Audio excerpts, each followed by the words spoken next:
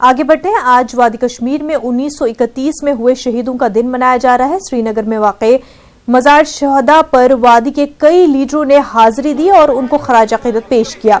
National conference के सदर और रुकन पार्लियामान फारूक अब्दुल्ला ने भी उन शहीदों को खराज अक़ीदत पेश किया। फारूक अब्दुल्ला ने मीडिया से भी बात की।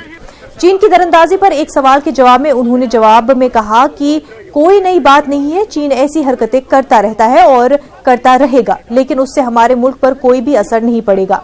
उन्होंने ये भी कहा कि वादी में इलेक्शन आज नहीं तो कल जरूर होने हैं।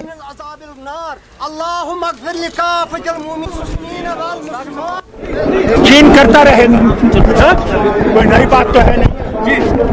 चीन रद्दों पे जा रहे हैं इसीलिए कर रहे होंगे। आपको लगता है इससे कुछ असर पड़ेगा हमारे मुल्क में? कुछ नहीं पड़ेगा। आज आप कोई आया भी नहीं, एडवाइजर को यहाँ भेजा गया था, शहीदों का दिन था, एक एडवाइजर को भेजा गया। वो आप भी जानते हैं, मैं भी जानता हूँ, उसके बारे में क्यों सोचते हैं आप? खुदा की ताकत को नहीं जानते, उसकी ताकत इन एडवाइजरों से बहुत बड़ी। सर, आप चाहते हैं कि इसी साल इलेक्शन का डेट सामने आ जाए तो इलेक्शन यहाँ पे हो जाए? क्यों नहीं हो जाएंगे? जरूर होंगे इलेक्शन होने, आज नहीं तो कल होने हैं। इस मामले में सीओ का क्या कुछ कहना है, आइए सुनते हैं। हाजियों को उमूमन 6 घंटे पहले हर टर्मिनल पे बुलाते हैं और आज भी हाजी 6 घंटे पहले ही आए हैं।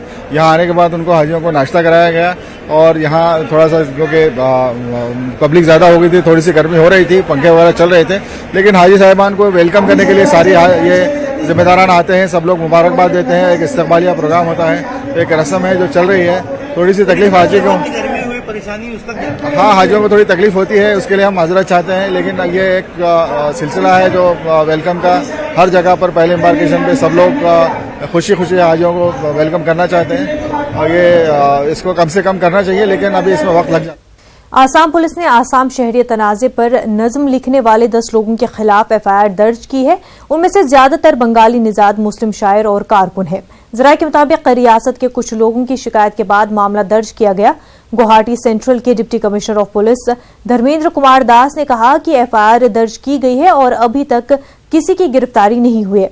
इस एफआईआर पर रद्द-ए-अमल देते हुए कारकुन अबुल कलाम आजाद ने कहा कि क्या हमें असल शहरियों पर नज़म लिखने का हक भी नहीं है, जिनको मुश्तबा शहरियों के जुमरे में रखा गया है। दरअसल आसाम में गैर कानूनी शहरियों की पहचान के लिए एनआरसी का मुसविदा तैयार किया जा रहा है।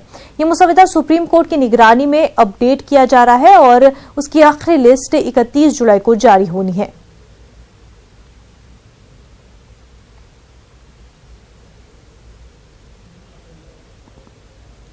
उन्नाव में जहां शरपसंद अनासिर माहौल को बिगाड़ने की कोशिशों में मसरूफ है, वहीं सभी मजहबों के अफराद हालात को साजगार करने में मसरूफ है।